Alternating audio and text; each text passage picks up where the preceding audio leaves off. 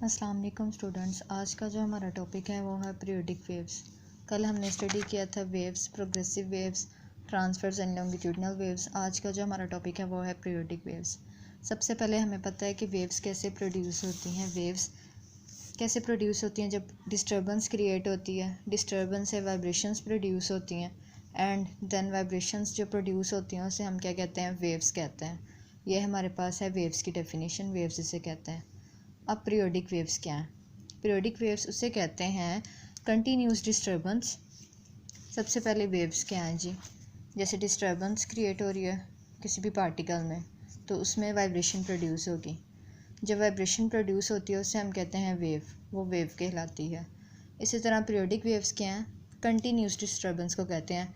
जब किसी भी चीज़ में कोई कंटिन्यूस डिस्टर्बेंस क्रिएट होती रहे उसे हम कंटिन्यूस भी कह सकते हैं, रिथमिक भी कहते हैं। रिथमिक का मतलब होता है रेगुलर, यानी कि रेगुलर किसी चीज़ में कोई रिथमिक डिस्टर्बेंस क्रिएट हो तो उस दौरान जो वाइब्रेशंस बनती हैं उसको हम कहते हैं पीरियोडिक वाइब्रेशंस। और पीरियोडिक वाइब्रेशन से जो वेव्स बनती हैं उसको हम कहते हैं पीरियोडिक वेव्स। आज का जो हमारा टॉपिक है वो है पीरियोडिक वेव। पीरियोडिक वेव की जो डेफिनेशन है वो क्या है? Continuous, regular and rhythmic disturbances in a medium result from periodic vibrations of a source which causes periodic waves in that medium। ऐसी waves जो continuous disturbance या rhythmic disturbances के वजह से जिसमें vibrations produce हों उन vibrations को हम कहते हैं periodic vibrations। और periodic vibrations से जो waves produce होती हैं उसे हम कहते हैं periodic waves। periodic waves के लिए जो example है हमारे पास वो क्या है? mass spring system। periodic wave के लिए जो example है उसे हम कहेंगे mass spring system। इसमें जो है तीन चीज़ें हमारे पास होती हैं, amplitude, frequency and time period. जब भी हम मैस स्प्रिंग सिस्टम को डिस्कस करेंगे उसका एम्पलीट्यूड, फ्रीक्वेंसी और टाइम पीरियड में चेंज नहीं आएगा, वो हमारे पास इक्वल आएंगे क्योंकि कंटिन्यूस डिस्टर्बेंस सब में क्रिएट होगी। इस वजह से जिसका एम्पलीट्यूड होगा, फ्रीक्वेंसी होगी, भी टाइम पीरियड होगा, वो हमारे पास सेम होगा। इस टॉपिक में से आपने पीरियोडिक वेव्स की डेफिनेशन करनी है और एग्जाम्पल करनी है मैस स्प्रिंग सिस्टम। जो अगला टॉपिक है हमारे पास वो कौन सा है? Transverse periodic waves. Transverse periodic waves की ट्रांसवर्स वेव्स में पीरियोडिक वेव्स कैसे प्रोड्यूस होती है उसके लिए हम इमेजिन करेंगे कि एक्सपेरिमेंट, एक मैस स्प्रिंग सिस्टम है जिसके साथ मैस अटैच है, मैस के साथ एक रॉप है जिसमें हमने वेव्स प्रोड्यूस करनी है। इसमें क्या होगा? As the mass vibrates up and down, जैसे कि मैस वाइब्रेट करेगा up and down, we observe a transverse periodic wave. तब हम क्या ऑब्जर्व करेंगे? ट्रांसवर्स पीरियोडिक वेव्स को ऑब्जर्व करेंगे। उसमें the wave consist of crest and troughs. जो वेव्स हैं हमारी वो दो चीज़ों पे मुश्तमिल होती है जिसे हम कहते हैं क्रस्ट और ट्रफ। क्रस्ट हम कहते हैं अपर एंड को, अबव द वेव्स, और जो ट्रफ होती है वो बिलो द। तो क्रस्ट की डेफिनेशन क्या है? The crest is a pattern in which the rope is displaced above its equilibrium position. Crest जो अबव पोजीशन पे होती है उसे क्रस्ट कहते हैं and in trough it has a displacement below its equilibrium position. जो बिलो पॉइंट पे होती है उसे हम कहते हैं trough.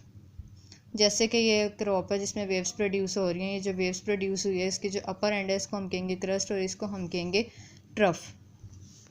As the source executing harmonic motion and up and down, amplitude A and frequency F, ideally every point along the length of the rope execute simple harmonic motion in turn with the same amplitude and frequency. हर point पर जो हमारे पास amplitude होगी और जो frequency होगी waves की वो हमारे पास सेम होगी, क्योंकि जो पीरियोडिक फंक्शन है उसमें फ्रीक्वेंसी और एम्पलीट्यूड जो होता है वो हमारा सेम होता है। The wave travels towards right as crest and trough in turn replace one another but the points on the rope simply oscillates up and down. लेकिन जो हमारे पास पॉइंट है उसका वो continuously up and down move कर रहा है। The amplitude of the wave is the maximum value of the displacement in a crest और trough and it is equal to the amplitude of the vibrator. जो उसकी crust की displacement है वो किसके इक्वल आएगा? उसके वाइब्रेटर के एम्पलीट्यूड के इक्वल आएगा।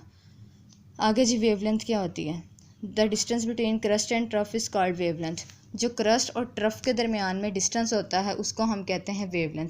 जैसे कि ये एक वेव प्रोड्यूस हुई हुई है, ये हमारे पास क्या कहलाएगी? क्रस्ट कहलाएगा, ये हमारे पास कहलाएगा ट्रफ, और इनके दरमियान में जो डिस्टेंस होता है उसको हम कहते हैं wavelength. The distance between any two consecutive crest और trough is the same all along the periodic wave is called this distance is called wavelength.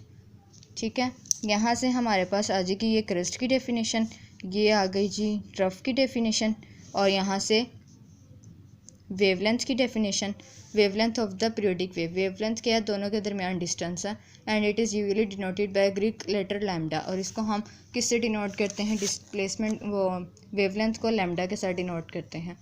इसी तरह जब हमारे पास डिफरेंस वाइब्रेशंस प्रोड्यूस होंगी मैस स्प्रिंग सिस्टम में, जैसे एक वाइब्रेशन प्रोड्यूस होगी तो जो पहला टाइम इंटरवल होगा वो T0 होगा, then T1/4, then T1/2, 3/4, then T, ऐसे जो डिस्टेंस कवर होगा उसको हम लैम्डा कहेंगे।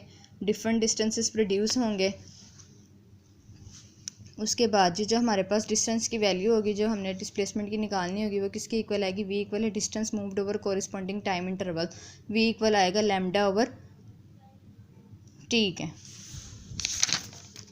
λ/T के।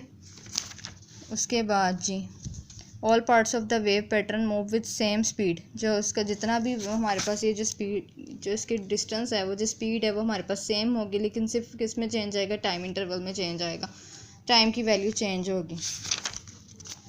तो V किसकी इक्वल है, λ/T। We now that frequency किसकी इक्वल है, 1/T इक्वल है फ्रीक्वेंसी के, where f is the frequency of the wave, it is the same as the frequency of the vibrator. और ये जो फ्रीक्वेंसी हमारे पास वेव की है वही फ्रीक्वेंसी हमारे पास वाइब्रेटर की होगी, वाइब्रेटर की और वेव्स की फ्रीक्वेंसी इक्वल होंगी।